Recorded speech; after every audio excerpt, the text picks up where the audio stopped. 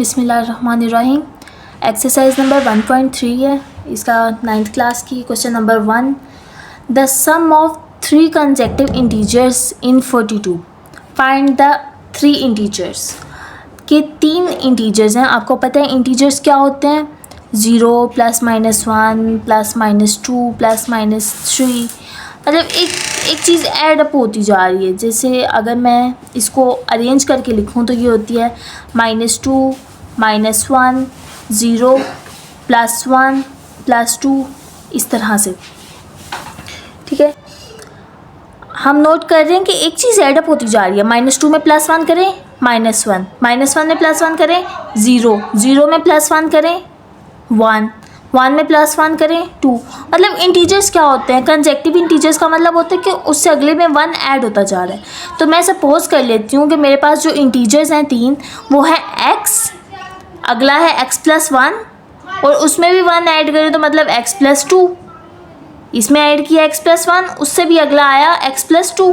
ये मेरे पास 3 consecutive integers आ गए। तो मैं इसको कैसे लिखूंगी, अब मैं उन्होंने क्या बताया हुआ है, the sum of 3 consecutive integers is 42। Sum का क्या मतलब होता है, ऐड करना, प्लस करना। तो सम आ जाएगा तीनों इंटीजर्स का x + 1 + x + 2 = 42। x + x + x 3x, 3x है ना, x + x + x 3x हो गया। 1 + 2 3 = 42। अब यहाँ पे 3 प्लस है, इक्वल के उस तरफ जाके अगर एक चीज़ प्लस हो रही हो तो दूसरी उस तरफ जाके, इक्वल के उस तरफ जाके माइनस हो जाती है, क्योंकि मुझे यहाँ पे अकेला सिर्फ x चाहिए। तो ये 3 तो इसके साथ है, मैं इस 3 को इस तरफ ले आऊँगी, ये यहाँ के -3 बन जाएगा। 42 - 3 39। अब ये भी तो 3 के साथ x है, मुझे x अकेला चाहिए। तो x के साथ जो 3 है मल्टीप्लाई हो रहा है, जिसके बीच में कोई साइन नहीं होता उसमें मल्टीप्लाई होता है। x के साथ 3 मल्टीप्लाई हो रहा है, इस तरफ आके डिवाइड हो जाएगा।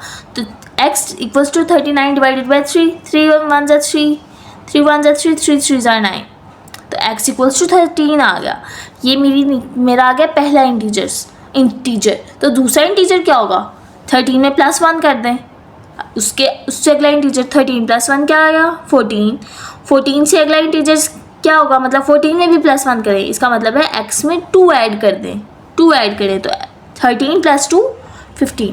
तो ये मेरा पहला इंटीजर, ये दूसरा इंटीजर, ये तीसरा इंटीजर आ गया। तो ये था क्वेश्चन नंबर 1। अब चलते हैं क्वेश्चन नंबर 2 की तरफ। क्वेश्चन नंबर 2 है, द डायग्राम, ये आपकी बुक में डायग्राम बनी हुई है, ठीक है, उसमें उसको इधर एक्सप्लेन किया हुआ है। The diagram showed the right angle triangle ABC in which the length of AC is √3 + √5 centimetre.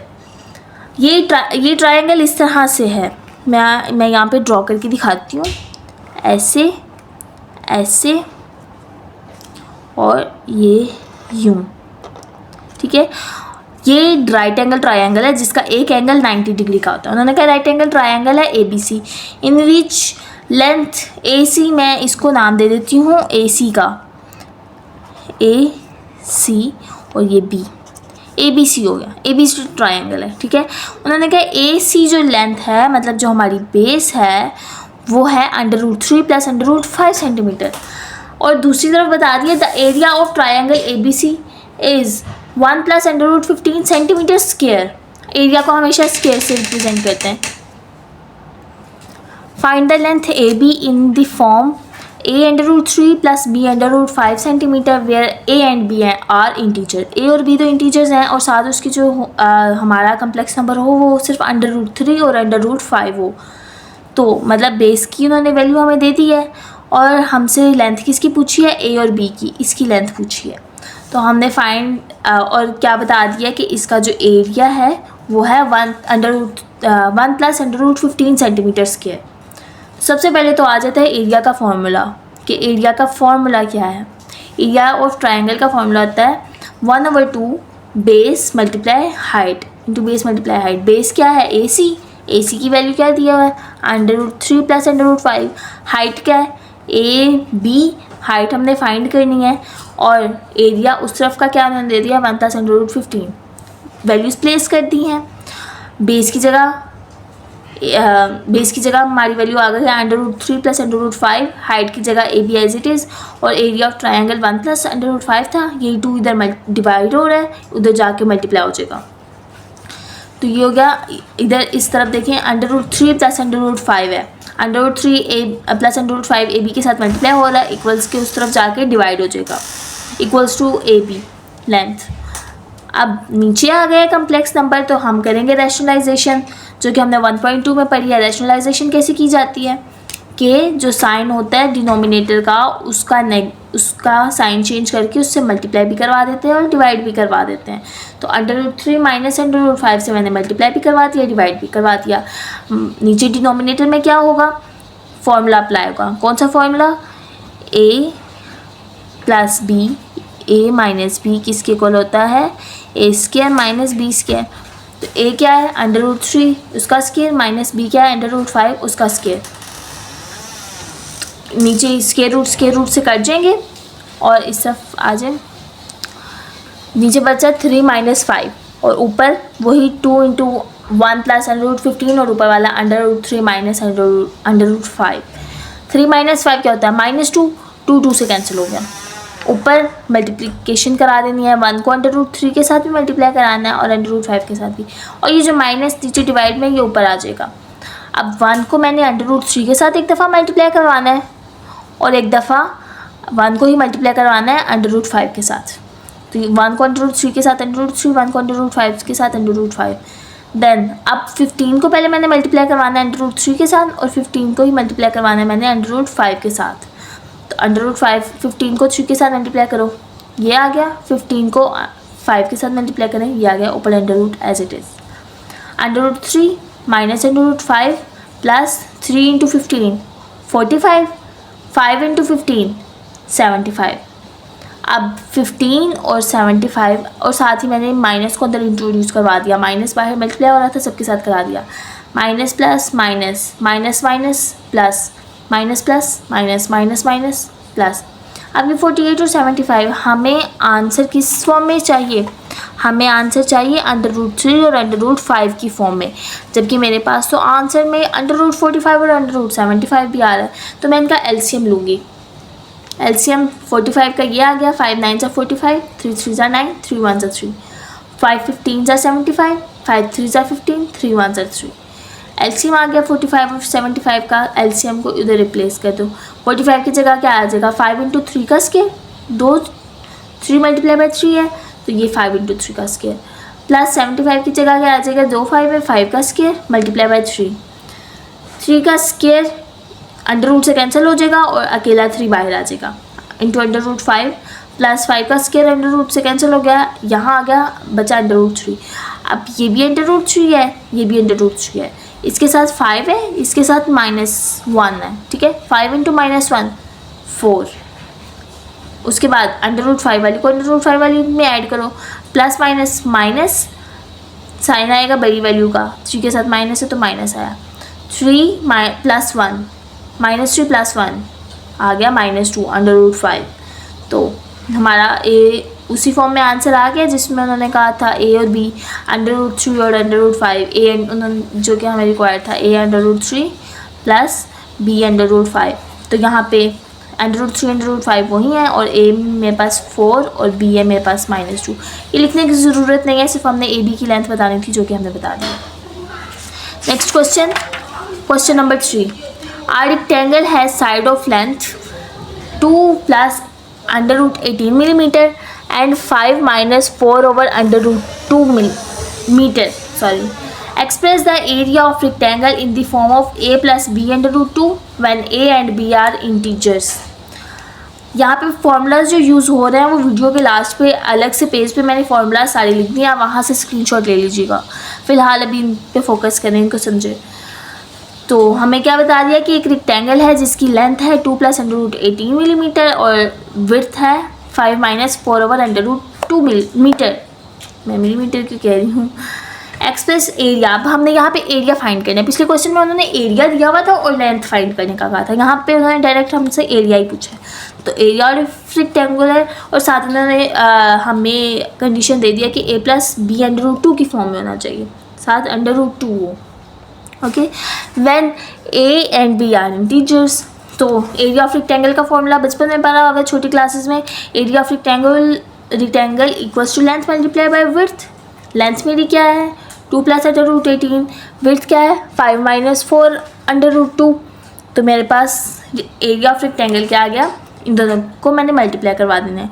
अब वही तरीका कार, दो ब्रैकेट्स जब आपस में मल्टीप्लाई होती हैं तो पहली वैल्यू को उसकी पहली के साथ भी दूसरी के साथ भी, मतलब जो जो टर्म है उसके अंदर सबके साथ। तो 2 5s are 10, 2 4s are 8, नीचे √2 एज इट इज़। अब इस √18 को मैंने 5 के साथ भी मल्टीप्लाई कराना है और इस 4 √2 के साथ भी मल्टीप्लाई कराना है। √18 को जब मैं 5 के साथ मल्टीप्लाई करवाऊँगी वो एज इट इज़ 5 √18 ही रहेगा, माइनस वही चीज़ के 4 को जब मैं √18 4/√2 को √18 के साथ मल्टीप्लाई करूँगी तो वो भी ऐसे ही 4 × √18/√2।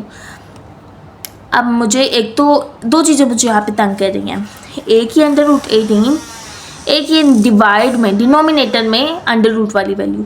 तो डिनोमिनेटर में √ वाली वैल्यू का क्या करेंगे, रैशनलाइज करेंगे और √18 को ख़त्म करने के लिए √18 का एलसीएम लेंगे ताकि मेरे पास सिर्फ √2 वाली वैल्यू बचे, जो कि उन्होंने हमें आंसर में कहा हुआ है, क्वेश्चन में रिक्वायर्ड है कि हमारा आंसर सिर्फ √2 की टर्म में होना चाहिए। ठीक है, 18 का एलसीएम ले लिया, 2 9s are 18, 3 3s are 9, 3 1s are 3। और यहाँ पे 18 का जहाँ जहाँ रिप्लेसमेंट 18 था उसकी जगह मैंने एक दफ़ा 2 और 3 की पावर 2, 3 की पावर 2 तो स्क्वायर रूट से कैंसिल होकर बाहर आ जाएगी और अंदर सिर्फ रह जाएगा √2। तो यहाँ पे अब नीचे वो 2 √2 है, √2 का स्क्वायर और ऊपर 2, और यहाँ पे 10 as it is minus 8 as it is 8 √2 हो गया और √2 का स्क्वायर, √2 का स्क्वायर तो इससे कैंसिल हो जाएगा, +5, ये 3 स्क्वायर रूट से कट के बाहर आ गया, 5 मल्टीप्लाई बाय 3 हो गया √2, -4, ये 3 का स्क्वायर ख़त्म होके बाहर आ गया, बाहर बचा √2, ये √2 नीचे वाले √2 से कैंसिल हो जाएगा, इसको हमें रैशनलाइज करने की ज़रूरत नहीं पड़ेगी। तो 10 - 8 / 2 + 5 3s are 15 √2 - 4 3s are 12। तो नीचे 2 1s are 2, 2 4s are 8, उस तरह से कैंसिल हो गया। 10 - 12 -2, तो ये बाकी बचा -4 √2 + 15 √2, -2 प्लस -4 + 15, इसके साथ भी √2 है, इसके साथ भी √2 है, तो ये दोनों आपस में ऐड होंगी। -4 + 15 क्या होता है 11 + 11 √2। तो एरिया ऑफ रेक्टेंगल मेरे पास आ गया -2 + 11 √2। Question number 4, find 2 numbers whose sum is 68 and difference is 22। अब मेरे पास मुझे 2 नंबर्स चाहिए जिनको मैं अगर प्लस करूँगी तो मेरा आंसर आएगा 68, अगर मैं उनको माइनस करूँगी तो आंसर आना चाहिए 22। अब वो नंबर्स क्या हैं, तो मैं लेट कर लेती हूँ, सपोज कर लेती हूँ कि x और y मेरे पास 2 नंबर्स हैं। अगर मैं x + y करती हूँ तो मेरे पास आता है 68, अगर मैं x - y करती हूँ तो मेरे पास आता है 22। तो अब मुझे यहाँ 2 मेरे पास इक्वेशंस बन गई हैं। जब 2 इक्वेशंस बन जाती हैं तो 2 अननोन वैल्यूज़ निकालना आसान हो जाता है। क्या करेंगे, मुझे इनमें से y ख़त्म करना है, कुछ भी ख़त्म कर लो आपने, अगर x ख़त्म करना है x ख़त्म करो, लेकिन मुझे क्या नज़र आ रहा है कि अगर मैं इन दोनों को ऐड करूँगी, ये प्लस वाली है ये माइनस वाली है, आपस में कैंसिल हो जाएंगे, अकेला x वाली वैल्यू बचेगी। तो 1 में मैं 2 को ऐड कर रही हूँ, 1 + 2, ठीक है, ये काम। x + y = 68, नीचे x - y = 22। ये प्लस, जब प्लस होता है साइंस चेंज नहीं होते, एज इट इज़ रहते हैं। +y -y कैंसिल हो जाएगा, x और x 2x = 68 / 2 ऐड करें 90। अब मुझे सिर्फ x की वैल्यू चाहिए, तो 2 इसके साथ मल्टीप्लाई हो रहा है, इस तरफ आके डिवाइड हो जाएगा, 90 / 2। तो 2 को 90 पे डिवाइड करें तो आंसर आता है 45। x की वैल्यू मेरे पास आ गया 45। अब मैं x की वैल्यू यहाँ डाल लूँ, यहाँ डाल लूँ, आपकी मर्ज़ी है जिसमें मर्ज़ी डाल लो। तो हम इसको डाल लेंगे इक्वेशन नंबर 1 में। इक्वेशन नंबर 1 क्या है, x + y = 68, x की जगह पे आ गया 45 प्लस y हमें नहीं पता = 68, तो फिर हम y की वैल्यू निकाल लेंगे। ये देखें इक्वेशन मेरे पास है x + y = 68, x की जगह पे आ गया 45, y की जगह पता ही नहीं है y क्या है, = 68। 45 मुझे y को अकेला रखना है। अब 45 इधर प्लस क्या है, उस सब जाके माइनस का हो जाएगा, 68 - 45 = 23। तो y की वैल्यू मेरे पास क्या आ गई है 23। तो x की वैल्यू क्या थी 45 और y की आ गई 23। तो मेरे पास ये दो इंटीजर्स हैं जिनको प्लस करने से 68 आता है और माइनस करने से मेरे पास 22 आता है। Question number 5, the weather in Lahore was unusually warm during the summer of 2024। The TV news reported temperature as high as 48 degree Celsius by using formula, ये फ़ारेनहाइट स्केल का फॉर्मूला है, find the temperature as Fahrenheit. मतलब उन्होंने हमें temperature दिया है degree Celsius में, हमने जस्ट उसको फ़ारेनहाइट में कन्वर्ट करना है। बहुत आसान है, फार्मूला भी उन्होंने बता दिया है। तो वैसे आप ये फार्मूला याद कर लिया, हो सकता है बोर्ड में प्रोवाइड ना किया गया हो, अगर आपके पेपर्स हों तो उसमें प्रोवाइड ना किया गया हो, क्योंकि बहुत कॉमन फार्मूला है तो इसको याद करना बेहतर है। हमने जस्ट डिग्री सेल्सियस की वैल्यू यहाँ पे पुट करनी है और फ़ारेनहाइट हमारे पास आ जाएगा। तो फ़ारेनहाइट है 9/5 degree Celsius plus 32। Degree Celsius क्या है 48, डिग्री सेल्सियस की जगह आ गया 48 प्लस 32। यहाँ इसको कैलकुलेट कर लेते हैं, कैलकुलेटर पे कर लेते हैं। 9/5 इंटू 48 प्लस 32, तो ये आ गया 118.4। तो ये आ गया 118.4, सही है। और अब क्वेश्चन नंबर 6 की तरफ आते हैं। क्वेश्चन नंबर 6 बहुत इंपॉर्टेंट क्वेश्चन है, इस पे लिख देते हैं इंपॉर्टेंट क्वेश्चन। लॉन्ग भी आ सकता है, लॉन्ग भी आ सकता है। The sum of the ages of father and son is 72 years. इस क्वेश्चन को समझने की कोशिश करें कि एक फादर है और उसका जो बेटा है, उनकी एज, उन दोनों की जो एज है उनको सम करें तो आता है 70। उन दोनों की एजेस को सम करने से 72 ईयर्स बनते हैं। और फिर वो कहते हैं 6 ईयर्स अगो, 6 साल पहले, the father age was 2 times the age of sons, कि 6 साल पहले जो फादर की एज थी वो बेटे की उस एज के 2 टाइम्स थी, मतलब उससे 2 गुना थी 6 साल पहले। अब उनका सम 72 है और 6 साल पहले क्या था कि जो फादर की एज थी वो बेटे की एज के 2 टाइम्स थी। तो अब आप बताएं कि what was the son age 6 years ago. तो बेटे की उस टाइम पे क्या एज थी कि जिसको डबल करते थे तो फादर की एज आती थी। तो स्टार्ट करते हैं कि हम लेट कर लेते हैं कि फादर की एज है इस टाइम x और बेटे की एज है इस टाइम y। तो मैं क्या करूँगी, मुझे पता है the sum of father and son is 72, दोनों का सम लिख लिया। सम कहते हैं प्लस को, x plus Y equals to 72। अब 6 साल पहले आ जाओ, 6 साल पीछे जो फादर्स एज थी, मतलब जो अब वाली है उसमें से 6 माइनस कर देना है, 6 ईयर्स माइनस कर देना है, तो ये बन जाएगा x माइनस 6। और सन्स एज भी as it is 6 years ago, y minus 6। तो father's age equals to 2x 2 multiply, ठीक है, ये मल्टीप्लिकेशन का साइन है। तो फादर्स एज उस टाइम 6 साल पहले क्या थी, जो अब की एज है, बेटे की एज है 6 साल पहले की, उसकी 2 टाइम्स थी, मतलब 2 multiply son's age 6 years ago. तो फादर की एज आ गई x minus 6 equals to 2 times बेटे की एज y माइनस 6। यहाँ से हमारी इक्वेशन बन रही है, उसको हम फर्दर सॉल्व कर लेते हैं। 2 को y के साथ भी मल्टीप्लाई करा दो, 2 को x के साथ भी मल्टीप्लाई करो। 2y minus 2 6 12। अब x और y वाली टर्म्स एक तरफ ले आओ, सिंपल वाली एक तरफ ले आओ। ये माइनस 6 है, इस तरफ आके प्लस 6 हो जाएगा। ये प्लस 2y है, उस तरफ जाके माइनस 2y हो जाएगा। x minus 2y equals to minus 12 plus 6। Minus 12 plus 6 होता है माइनस 6। साइन बड़ी रकम का आता है ना, बड़ी वैल्यू का आता है। 12 माइनस 12 के साथ है। तो अब मेरे पास कौन कौन सी इक्वेशन है, मेरे पास इक्वेशन है x माइनस 2y माइनस 6, एक मेरे पास इक्वेशन है x plus Y equals to 72। अब देखो यहाँ पे नोट करें कि मैं क्या करूँ कि इनमें से एक चीज़ ख़त्म हो जाए, एक ये है एक ये है। अगर मैं माइनस करूँ तो x से कट जाएगा, ठीक है। पीछे हमने क्वेश्चन में क्या किया था, उनको ऐड किया था क्योंकि दोनों सेम थे। अब अगर मैं इनको ऐड करती हूँ तो एक तो 2y है, एक y है, वो नहीं होगा, x 2x हो जाएगा। तो मैं इनको माइनस कर देती हूँ, तो इक्वेशन 1 माइनस इक्वेशन 2, 1 माइनस 2। तो x plus Y equals to 72 minus x minus 2y equals to minus 6, ठीक है। x minus 2y। Equals to -6। तो ये माइनस है, ये प्लस हो जाएगा, ये तो हम माइनस कर रहे हैं ना, और ये प्लस हो जाएगा। मतलब माइनस जब करते हैं तो साइंस चेंज हो जाते हैं। अब plus plus plus y + 2y 3y equals to 72 में 6 ऐड करें 78।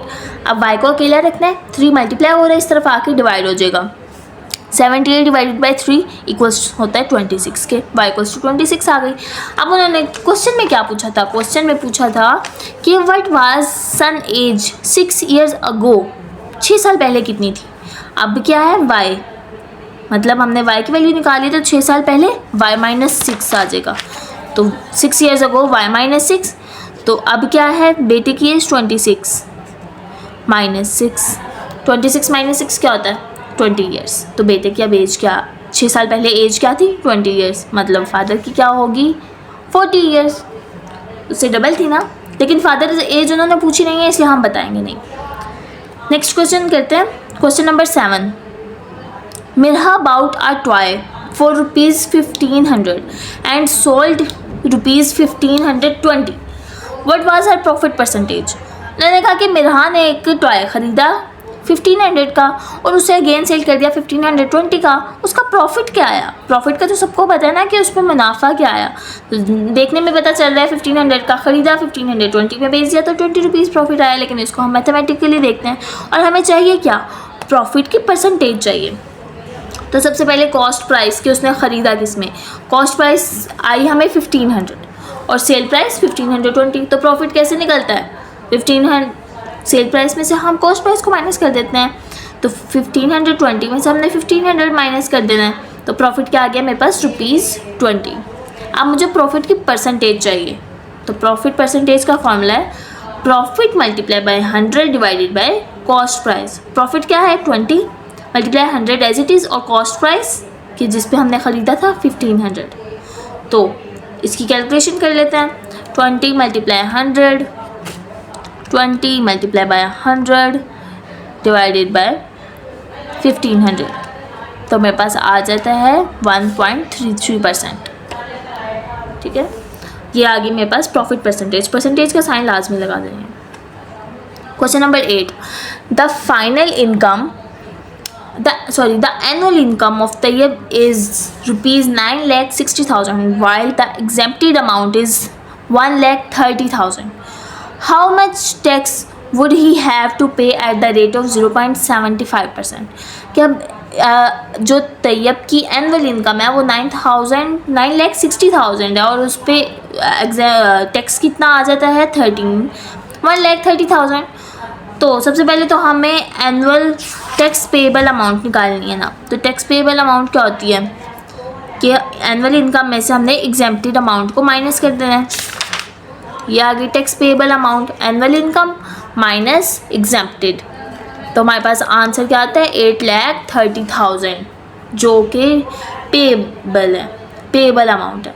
अब टैक्स का रेट क्या आएगा, टैक्स का हमने एक्चुअली फाइंड क्या करना है, हमने how much tax we have to pay at the rate of this.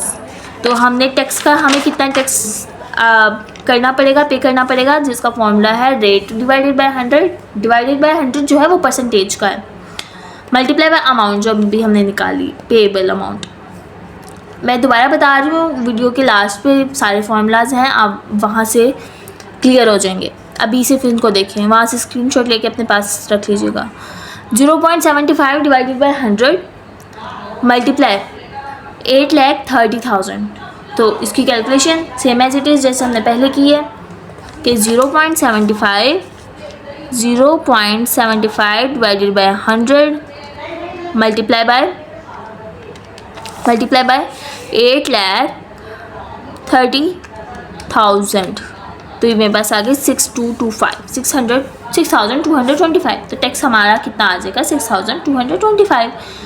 Question number 9, find the compound markup on ₹3,75,000 for 1 year eight the rate of 14% compound annually.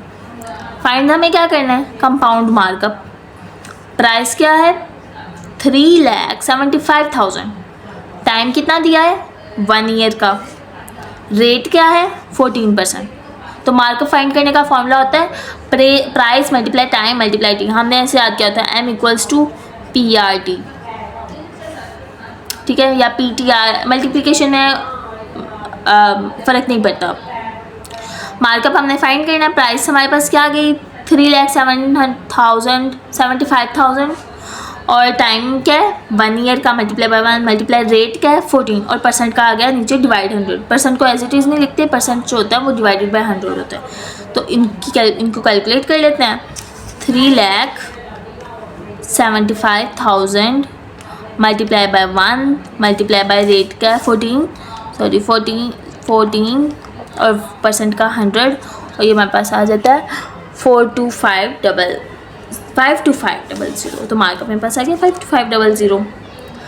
अब बात क्वेश्चन नंबर 9 भी complete हुआ। अब बात करते हैं इस एक्सरसाइज में यूज हुए फार्मूलाज की, क्योंकि बहुत सारे फार्मूलाज हमने इरेलीवेंट जो कि हम पीछे अपना चैप्टर पढ़ चुके हैं उससे अलग थे। तो ये इस पेज में मैंने सब फार्मूलाज लिख दिए हैं जो इस एक्सरसाइज में यूज हुए हैं। आप इन फार्मूलाज को देखें। एरिया ऑफ रेक्टेंगल था हमने निकाला, area of triangle, rectangle, Fahrenheit का फार्मूला, प्रॉफिट कैसे निकालते हैं, प्रॉफिट इन परसेंटेज, मार्कअप और टैक्स। ये तमाम फार्मूला हैं जो इस एक्सरसाइज में यूज़ हुए हैं। होपफुली ये वीडियो आपके लिए फ़ायदेमंद साबित होगी, आपने बहुत कुछ सीखा होगा। और आज के लिए इतना ही, मिलेंगे अगली वीडियो में। अल्लाह हाफ़िज़।